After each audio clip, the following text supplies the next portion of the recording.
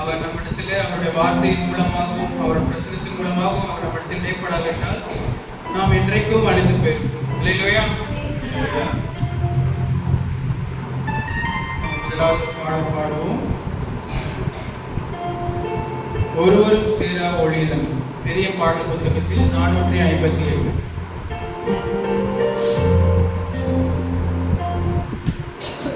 ஒருவரும் சேரா ஒளிதனில் வாசம் செய்திடும் எங்கள் தேவனே, மனிதர்கள் யாரும் கண்டிரா மகிமை உடையவர் எங்கள் தேவனே.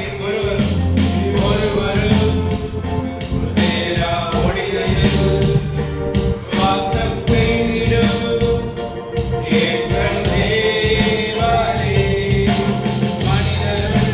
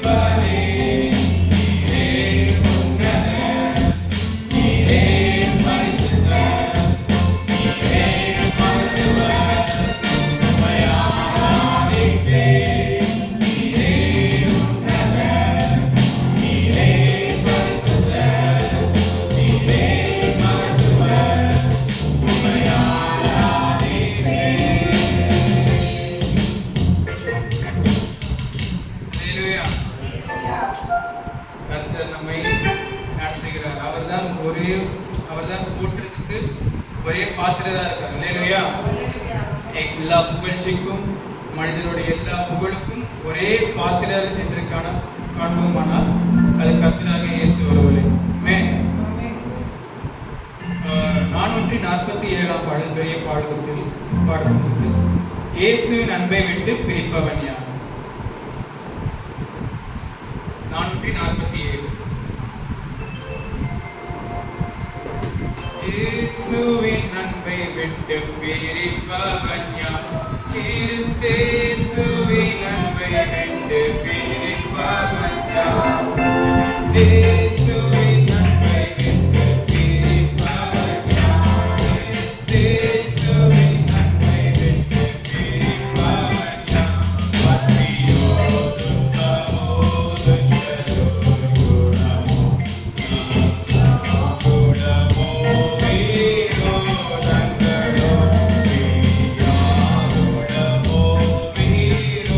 விரோதங்களோ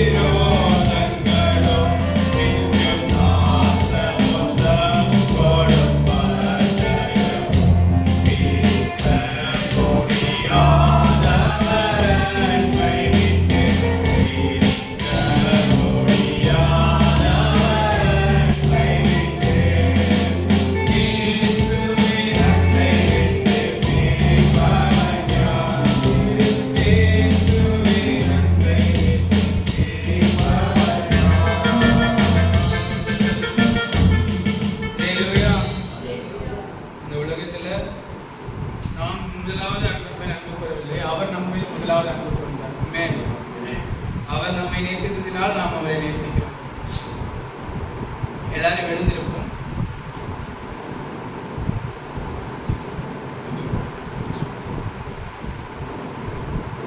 உண்மையே நான் நேசிப்பேன், நான் பித்திரும்பேனே, அந்த பாடலை பாடலாம்.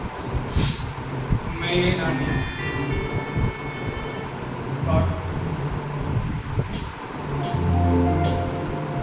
உண்மையே நான் நேசிப்பேன்,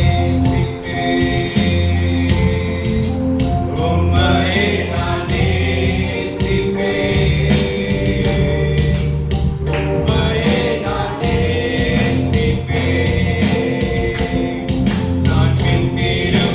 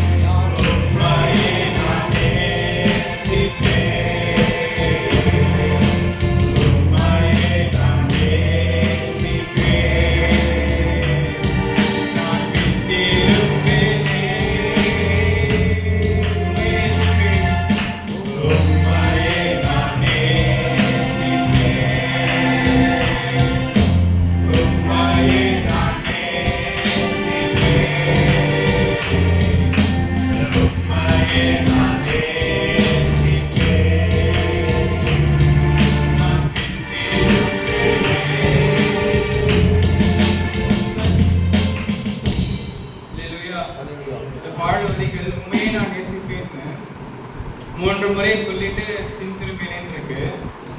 இது வரிகளை பார்க்கும்பொழுது எனக்கு நினைவு கூட்டுகிற காரியம் என்னன்னா, பேதுரு கிட்ட கர்த்தர் கேட்பார். எத்தனை முறை கேட்பார்? 3 முறை கேட்பார்.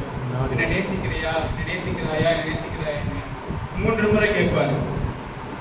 அது எதற்காக கேட்பார்னா பேதுரு வந்துட்டு பின் திரும்பி போன பின்பு கேட்பார். அவன் பேதுரு எங்க போயிட்டான்? மீன் பிடிக்கிறதுக்கு போயிட்டான். மீன் பிடித்துட்டு அவன் திரும்பிட்டான். அவன் வந்து பின் திரும்பி போயிட்டான். இயேசு ஃபாலோ பண்ண பின் திரும்பி போயிட்டான். எப்போ மீன் பிடிக்க போனான்னு அதுவும் பார்த்தீங்கன்னா, இயேசு வந்து காட்சி அளித்த பின்பு, தான் உயிரோடு இருக்கிறத அவர் என்ன செய்தார்? காட்சி அளித்த பின்பு. அதுவும் பார்க்கிறோம். பேதுரு மற்ற அப்போஸ்தலர்களுக்கு 3 ஆண்டு காலம் அவர் கூட இருக்கும் பொழுதே ஊழியம் செய்வது எப்படின்னு கற்றுக் கொடுத்து விட்டார். ஊழியம் செய்வது எப்படின்னு தெரியும். 3 ஆண்டு காலம் 2 போங்க, 70 பேர் அனுப்புனார், 12 பேர் அனுப்புறாருன்னு பார்க்கணும். அப்பயே அவர்களுக்கு ஊழியம் செய்வது என்ன தெரியும், கர்த்தருடைய ராஜ்யத்தை பிரசங்கிப்பது என்னன்னு தெரியும். ஆகிலும் அவர் இப்பொழுது மரித்தும் உயிரோட வந்துட்டாருன்னு தெரிந்தும் அவன் பின் திரும்பி போயிட்டான்னு பார்க்கணும். அப்போ இதுக்கு காரணம் ஒன்றுமே இல்லை, சோர்வு தான் இல்லையா? அதாவது எவ்வளவுதான் நம்ம செய்தும் கடைசியில் ஒன்றும் இல்லாமல் போகுதேன்ற ஒரு சோர்வான எண்ணம் வரும் பொழுது அவன் திரும்பி போயிட்டான். அப்போ கர்த்தர் அவங்க கிட்ட கூப்பிட்டு, நல்லா நல்லா ஜெபம் பண்ணுவியாப்பா, நல்லா ஆராதிப்பியாப்பா அப்படின்ற கேள்விகளை கேட்கல. அவன்கிட்ட கேட்டது என்னன்னா, என்ன நேசிக்கிறியாப்பா அப்படின்றத கேட்டான் இல்லையா? அதாவது மிஞ்சின பாரத்தை சுமத்தாதவர் என்று பார்க்கிறோம். நம்ம ஆராதிக்கிறது எல்லாமே கர்த்தருக்காக செய்கிறோம்.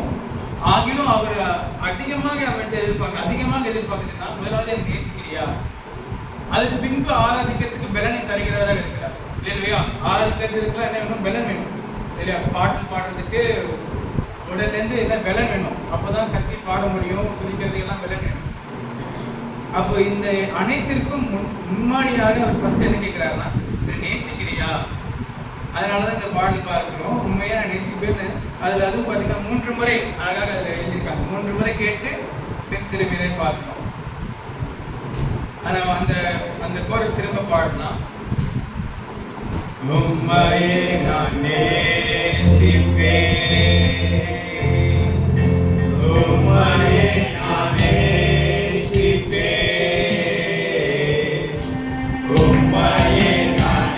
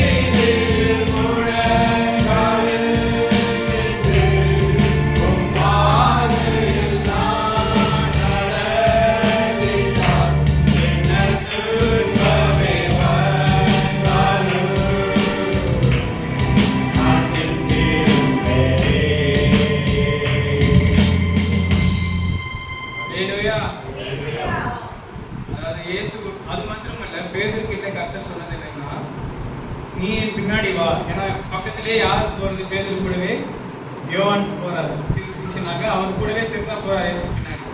அப்போ வந்து பேதுருடைய காரியங்களை இயேசு அவருக்கு சொல்லும்போது அவனை மட்டும் என்ன கேட்கிறான்? இவனோட காரியம் என்ன என்று கேட்கிறான். கூடவே வர சிஷியன் தானே.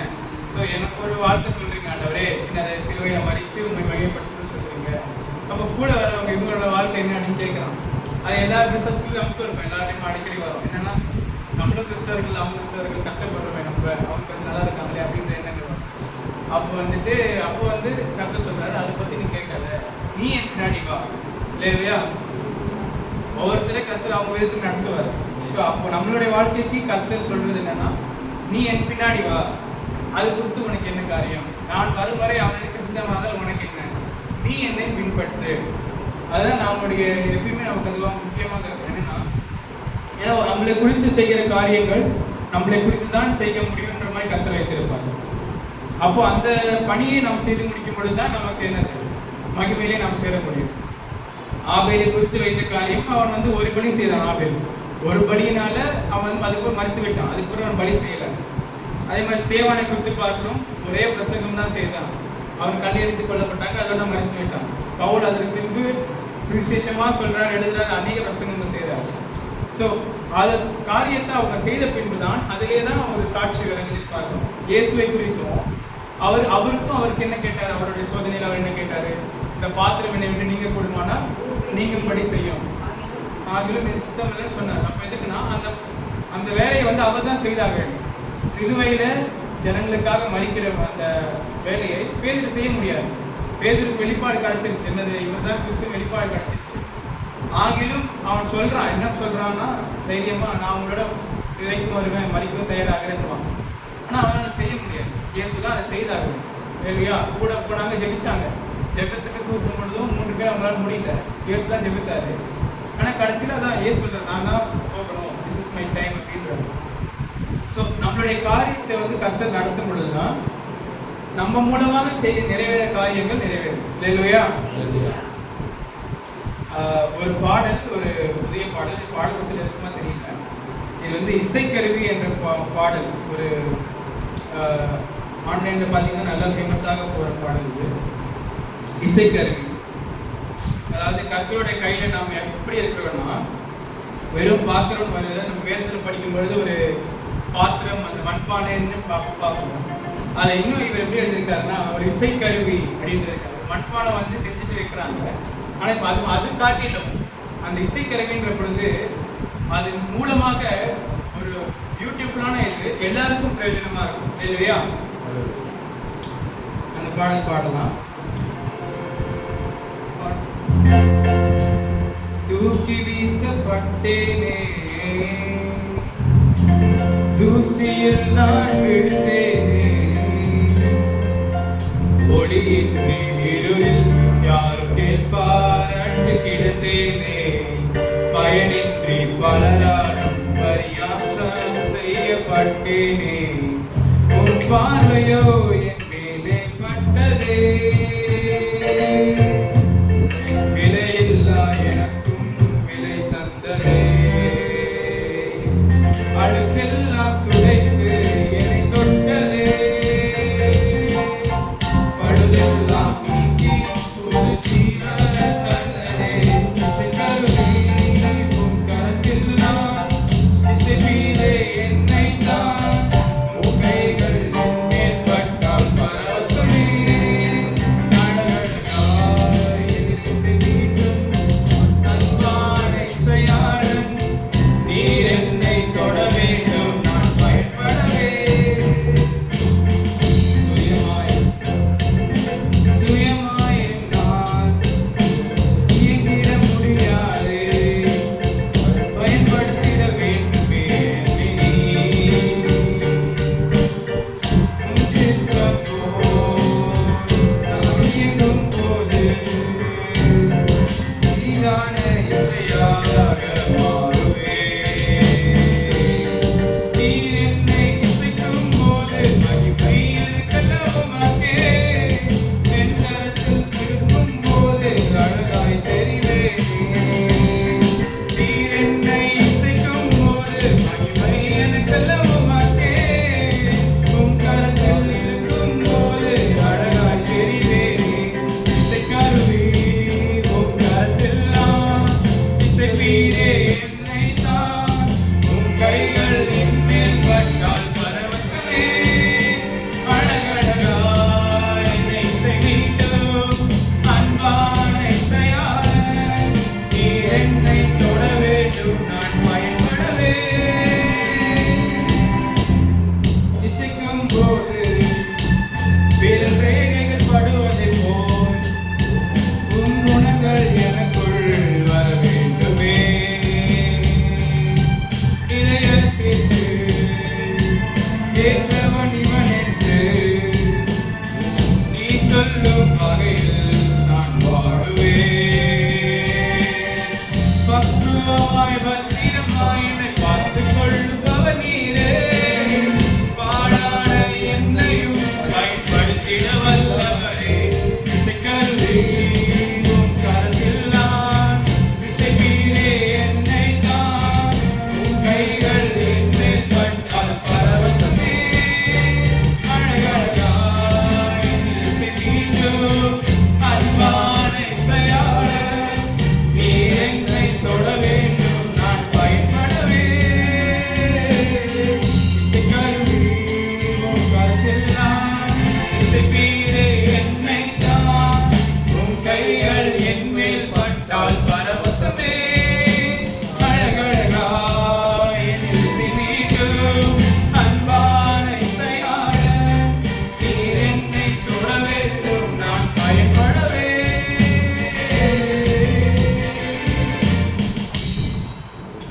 இல்லையா? அந்த பாடல் வரிகள் வந்து ரொம்ப என்னை ஆழமாக தொட்டது. என்னன்னா, இந்த எழுதும் பொழுதே அந்த பாடல் வரிகள் பாருங்களேன், தூக்கி வீசப்பட்டேனே தூசி நான் எழுதினேன். அதாவது நிறைய வாலிபர்களும் சரி இந்த காலத்தில் வாழ்றவங்க என்னன்னா, அவர்களுக்கு வந்து ஒரு நாம் என்ன செய்யறது, எல்லாரும் நம்ம தள்ளுகிறார்களே, எங்களுக்குன்னு ஒரு குறிக்கோள் எதுவும் இல்லை, எங்களுக்கு நிறைய பேர் இப்படி கஷ்டப்படுறாங்க. அப்போ இவரும் ஒரு வாலிபர் தான். ஸோ அவர் எப்படி எழுதியிருக்காருன்னா, இந்த பாடல் வரிகள் ரொம்ப அழகாக இருக்கு இல்லையா? அதாவது அதுவும் எப்படி அவர் என்ன இயேசு சார்ந்து பாரு. முதலாவது இது பாடினா, சுயமா என்னால் இயங்கிட முடியாதே, பயன்படுத்திட வேண்டுமே என்னை நீ, சித்தம் போ நான் இயங்கும் போது இனிதான இசையாக மாறுவே, நீர் என்னை இசைக்கும் போது மகிமை எனக்கெல்லாம் மக்கே, உன் கரத்தில் இருக்கும் போது அழகாய் தெரிவே, நீர் என்னை இசைக்கும் போது மகிமை எனக்கெல்லாம் மக்கே, உன் கரத்தில் இருக்கும் போது அழகாய் தெரிவே, இசைக்கருவி உன் கரத்தில் நான் இசைப்பீரே என்னை தான், கைகள் என் மேல் பட்டால் பரவசமே, அழகழகாய் என்னை இசை மீட்டும் அன்பான இசையாளர், நீர் என்னை தொட வேண்டும் நான் பயன்படவே.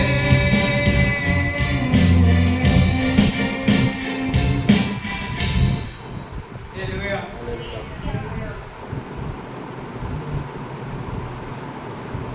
கடைசியாக ஒரு பாடல் பாடுவோம். கண்ணீரால் நன்றி சொல்கிறேன் தேவா, கணக்கில்லா நன்மை செய்கிறேன். இல்லையா? இன்றைக்கு பாடி ஒரு துதியோட பாடி சொல்ல முடியும் இல்லையா?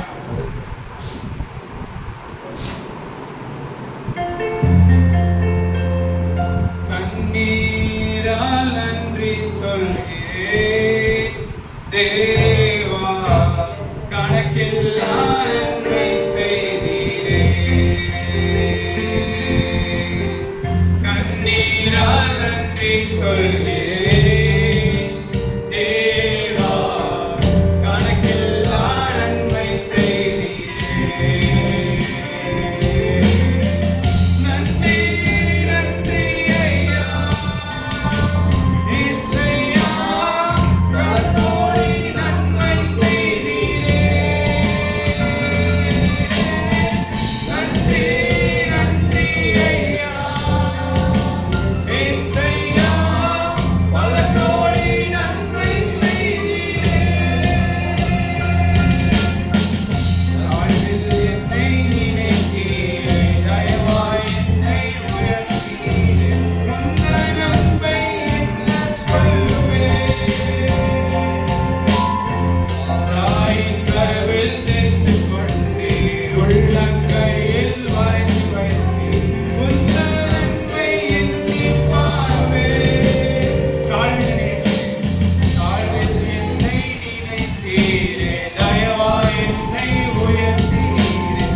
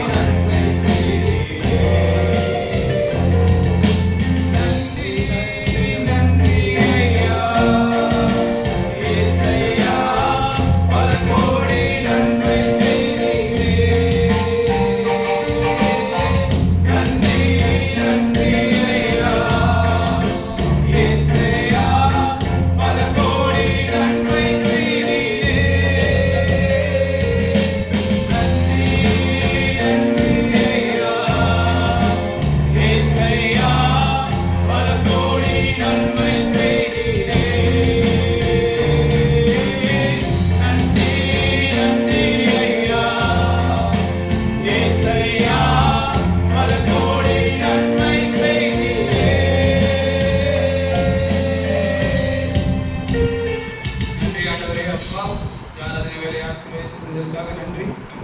அவையான முற்றுமுள்ள மீதமுள்ள ஆண்டவரே எல்லா ஆண்டவரே வார்த்தையாகட்டும் ஆண்டவரே பகுதியாகட்டும் எல்லா பகுதிகளுமே ஆசீர்வதியும் ரத்த கொட்டைகளை மறுத்து இயேசு நாமத்தில் பிதாவே ஆமென்.